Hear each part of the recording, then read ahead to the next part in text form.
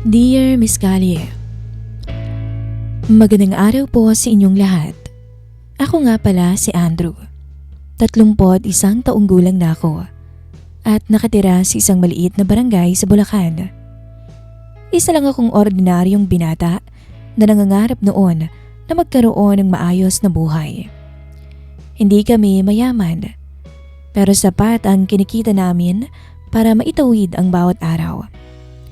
Habang nag-aaral ako sa kolehiyo, nagtatrabaho rin ako bilang part-time sa convenience store ng ninang Miranda ko upang makatulong sa gastusin sa bahay. Ang kwentong ibabahagi ko sa inyo ay hindi nangyari kahapon o noong 1 taon.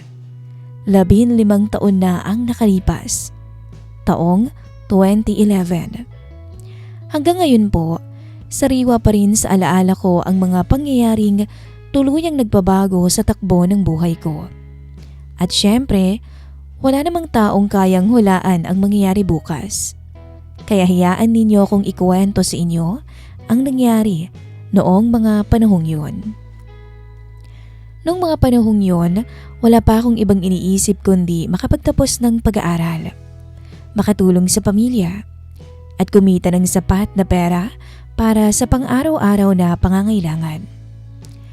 7:00 pa lang ng umaga ay nasa convenience store na ako. Hindi naman kalakihan ang tindahan ni Ninang Miranda, pero kilalang kilala ito sa aming lugar. Halos lahat ng tao sa barangay ay doon bumibili ng kanilang pang-araw-araw na pangangailangan, gaya ng dilata, tinapay, soft drinks, kape, at kung ano-ano pa. Pagdating ko, gaya ng nakasanayan, bukas ng ilaw sa loob. Abala na siya sa pag-aayos ng mga bagong dating na paninda. "Magandang umaga, Ninang." Bati ko habang isinasabit ang bag ko sa maliit na locker. Napalingon siya at ngumiti. "Magandang umaga rin. Aga mo ah." "Maaga kasing klase ko mamaya eh." "Eh di mabuti, tulungan mo muna ako maglagay nitong mga stock," sabi niya sa akin. "Sige po." Karon lang naman kasimple ang usapan namin araw-araw. Hindi ko siya tinuturing na boss kahit siyang may-ari ng tindahan. Mas nangingibabaw pa rin ang pagiging ninang niya sa akin at ganoon din siya sa akin. Hindi niya ako pinakikitunguhan na parang empleyado. Kapag nakikita niyang pawis na pawis ako, palagi niya akong sinasabihan na magpahinga kahit sandali. "Andrew, ako na muna rito. Uminom ka muna ng tubig at punasan mo yung mapawis mo. Mahirap magkasakit, kaya dapat ay inaalagaan mo rin ang iyong sarili." Kapag tanghali naman at wala akong baon, halos sa pilitan niya akong pinapakain. "Huwag kang mahihiya. Bata ka pa. Kailangan mong kumain ng tama. Tsaka inaanak kita. Sa akin ka pa ba mahihiya?" Minsang sabi niya sa akin. Palagi ko na lang siyang pinapasalamatan. Sa totoo lang, malaki ang utang na loob ko sa kanya.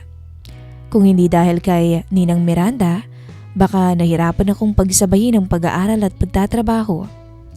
Hindi rin kasi madali ang buhay namin. Kaya bawat sweldong natatanggap ko sa tindahan, diretso agad iyon sa pambayad ng gastusin sa bahay. Kahit maliit lang ang natitira sa akin, sapat na yon. Ang mahalaga, nakakatulong ako. Isa pa, sa mga hinahangaan ko kay Ninang ay ang pagiging mabuti niyang tao. Hindi siya maramot at mas lalong hindi siya matapobre.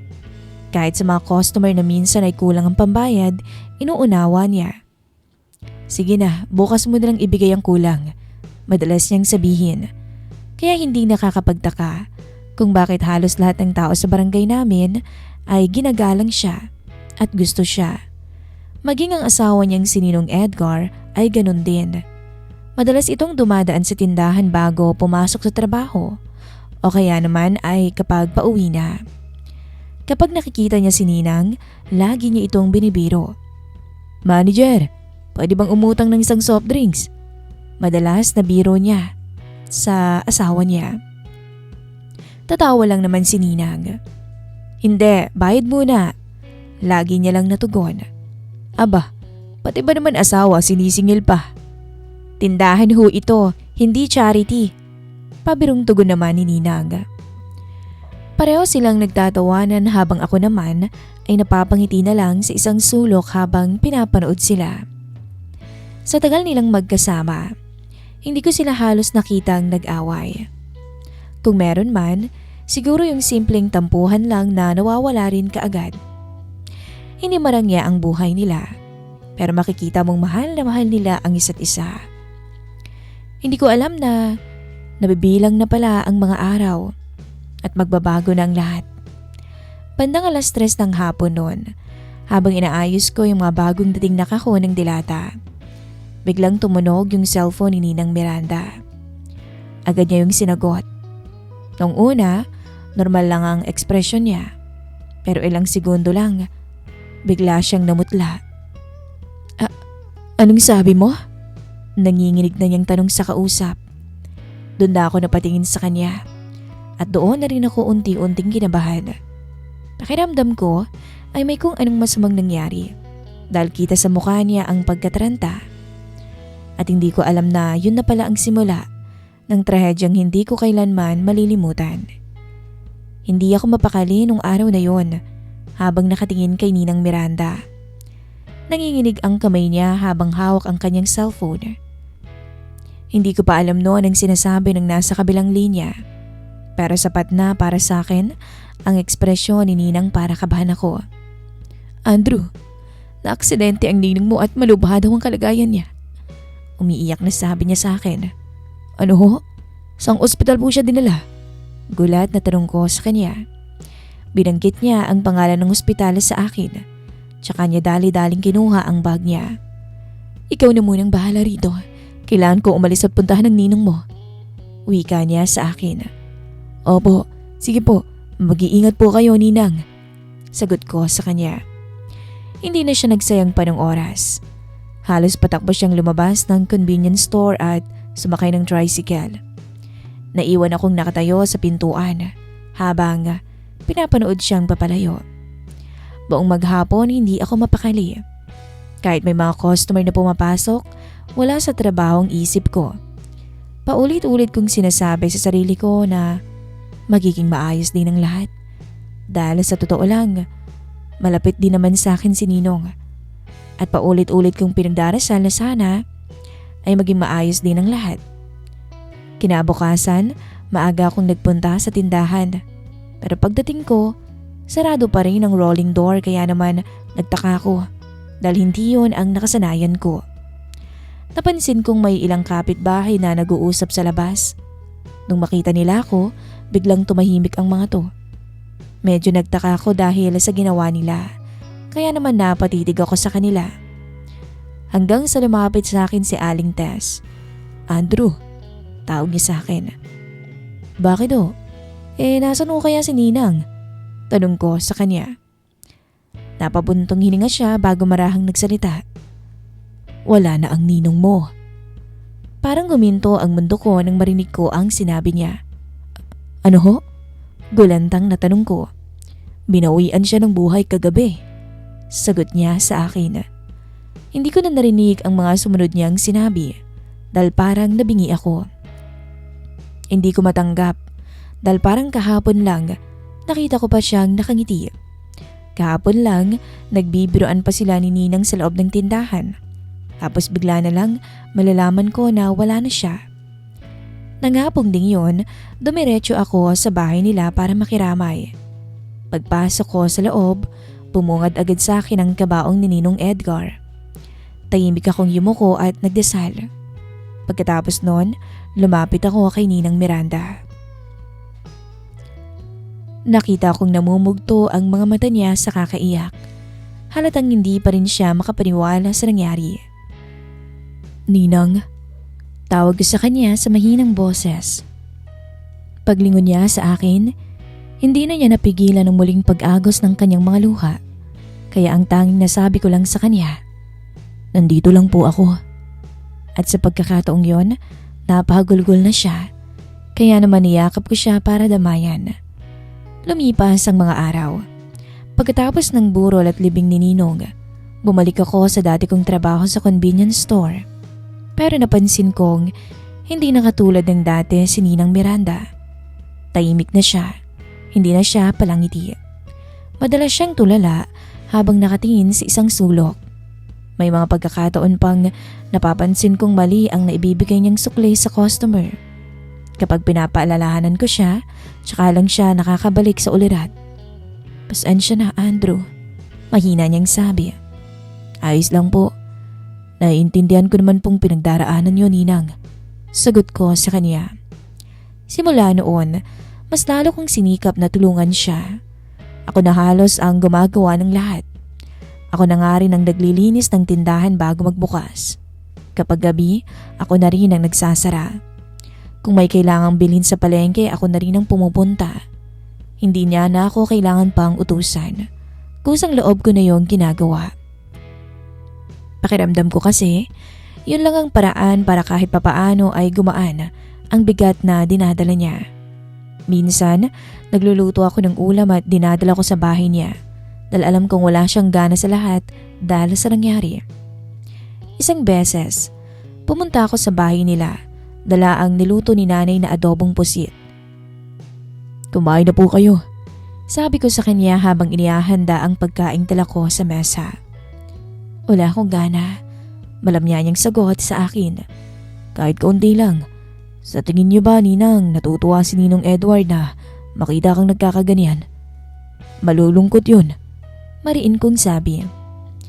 Malalim siyang napabuntong hininga. Pilit ko siyang pinapakain dahil ayokong tuluyan niyang pabayaan ang sarili niya. At laking pasasalamat ko dahil nakinig naman siya sa akin. Sa paglipas ng mga araw, unti-unti napansin kong bumabalik ang dati niyang sigla. Hindi man tulad ng dati, pero kahit papaano ay nakikita ko na ulit na ngumingiti siya. Isang hapon, habang nag-aayos kami ng mga paninda, bigla siyang nagsalita. Salamat, Andrew. Bigla niyang sabi sa akin na kinagulat ko. Para saan po? Takang tanong ko sa kanya. Sa lahat. Kung wala ka, hindi ko alam kung paano ko nalampasan ang mga nakaraang buwan. Sabi niya sa akin. Wala po yun. Maikli kong tugon. Hindi. Malaking bagay ang ginawa mo. Hindi ko alam kung bakit pero biglang bumilis ang tibok ng puso ko nang sabihin niya yon. Matapos ang araw na yon, mas naging malapit kami ni Ninang sa isa't isa. Hanggang isang araw, bigla akong kinausap ni Nanay. Andrew, napapansin ko palagi kang napunta dun kina Miranda. Aba hindi magandang lagi kayong magkasama, lalo na sa bahay nila. Kahit pa inaanak ka niya, may masasabi pa rin yung mga taong matabil ang dila. Sabi sa akin ni Inay. Hayaan niyo sila, Nay. Wala naman akong ginagawang masama eh. Sagot ko sa kanya. Wala nga ba talaga? Bigla niyang tanong sa akin, kaya naman napakunot-no ako. Anong ibig niyong sabihin, Nay? Kabamatay lang ni Ninong Edward kaya dinadamahin ko si Ninang. Yun lang yun. Sagot ko sa kanya sa naiiritang boses. Napansin ni Nanay na medyo naiinis ako sa sinabi niya kaya naman hindi na to nagsalita pa. Pagkatapos noon, ng pag-uusap namin ni Nanay, pumunta na ako sa convenience store at laking gulat ko dahil sarado pa yon. Kaya naman kaagad akong nagpunta sa bahay ni Ninang at doon ko nakita na nakahandusay siya sa sahig. Sobrang kinabahan ako ng mga oras na yon at dali-dali akong lumapit sa kanya. Ninang Miranda? Ninang, gising o. Huwag niyo naman akong iwan. Wala sa sariling sabi ko habang pilit tong ginigising. Pero kahit anong gawin ko ay hindi niya dinidilat ang mga mata niya. Kaagad ko siyang pinulusuhan at nang maramdaman ko na may puluso pa siya, kahit papaano, nakahinga ako ng maluwag. Kaagad akong tumawag ng ambulansya hanggang sa naidala siya sa ospital. Doon ko napagtanto na iba na ang nararamdaman ko para sa kanya. Hindi ko lubos maisip na ang tinuturing kong Ninang ay mamahalin ko pala. Nung magising siya, agad ko siyang niyakap. Bakit naman kasi kayo uminom ng sobrang daming sleeping pills? Nag-aalalang tanong ko sa kanya. Hindi kasi ako makatulog, Andrew. Lagi kong naaalala ang ninong mo. Sagot niya sa akin habang lumuluha. Nandito lang po ako palagi. Kalimutan niyo na muna siya. Tutulungan ko kayong makabangon at makalimot sa masakit na nangyari sa buhay ninyo. Sabi ko sa kanya. Makalipas ang ilan pang mga linggo. Isang gabi, habang nagkukulitan kami sa sala ng kanyang bahay, bigla kaming natumba sa may sofa. At doon, naglapat ng di sinasadya ang aming mga labi. Nanlaki ang mga mata niya dahil sa gulat. Pero ako, sobrang saya ko nung mga sandaling yun. Andrew, aksidente ang nangyari. Kalimutan mo yun. Bigla niyang sabi sa akin. Paano kung ayoko? Paano kung gusto ko? Gusto ko yun. Tanong ko sa kanya na labis niyang pinagtaka. Anong sinasabi mo, Andrew? Alam mo, mas mabuting umuwi ka na at baka hinahanap ka na sa inyo. Total ay gabi na rin naman. Nauutal niyang sabi. Wala na akong nagawa kundi sundin ang sinabi niya. Pero pagkatapos ng araw na yun, bigla niya akong iniwasan sa hindi ko malamang dahilan. Ilang beses siyang sinubukang kausapin para alamin kung may nagawa ba akong mali, pero wala naman siyang sinasabi. Alam mo, Nay, si Ninang hindi na ako kinakausap. Parang iniiwasan ako. Sabi ko kay inay nang makauwi ako sa bahay. Mas mainam na yun. Dahil palagi na lang kayong usap-usapan dito sa atin. Abay, maiyahiya naman kayong dalawa. Tsaka ba bakit ba apektado ka na di ka pinapansin ni Miranda? Ano bang meron sa inyo? Sambit sa akin inay noon. Mahal ko siya. Maikling sagot ko at napailamos naman sa kanyang mukha si inay. Diyos mio naman, Andrew. Parang nanay mo na si Miranda. Ano bang pinakain sa'yo ng ninang mo para magkaganyan ka? Nay, hindi na yun mahalaga. Ang gusto ko maging okay kami ni Miranda. Aba, hindi na naituloy ni inay ang sasabihin niya dahil iniwan ko na siya kaagad. Agad akong pumunta sa bahay ni Miranda. Pero nagtaka ko dahil nakalaki yun. Pumunta ako sa convenience store pero ganun din. Napaisip ako nung araw na yon. Kinabukasan, pagpasok ko ng trabaho, nakita ko agad siya. Kaya mabilis ko siyang niyakap. Pero lumayo siya sa akin. Gawin mo na ang trabaho mo, Andrew. Malamig niyang sabi sa akin. Wala akong nagawa kundi umalis sa harapan niya dahil ayoko naman na magkaroon ng gulo sa tindahan. Hanggang sa isang araw, bigla niya akong kinausap. Andrew, sinabi na sa akin ng nanay mo lahat. Hindi pwede ang nararamdaman mo. Bigla niyang sabi. Bakit? Dahil ba mas bata ako kaysa sayo? Dahil ba sa sasabihin at iisipin ng ibang tao? Bakit ni minsan ba? Hindi mo ako minahal? Sunod-sunod kong tanong sa kanya. Napayuko lang siya takmang aalis pero agad ko siyang niyakap mula sa likuran. Mahal kita, Miranda. Hindi bilang ninang ko, kundi higit pa. Please, huwag mo naman akong layuan. Hayaan mo akong iparamdam sa iyo ang pagmamahal ko at handa akong ipaglaban ka sa buong mundo. Sabi ko sa kanya habang umiiyak. Tinanggal niya lang ang kamay ko at umuwi siya sa bahay nila nung araw na yon. Buong akala ko noon, tuluyan na akong iiwasan ni Miranda. Pero laking gulat ko nang sabihin niya sa akin na may nararamdaman din daw siya sa akin. Nung marinig ko yung sinabi niyang yun, parang tumigil ang mundo ko. Hindi ako agad nakapagsalita. Ilang beses kong iniisip na baka panaginip lang ang lahat. Pero nang makita ko ang mga luha sa kanyang mga mata, dun ko na pagtanto na totoo ang lahat. Pero natatakot ako.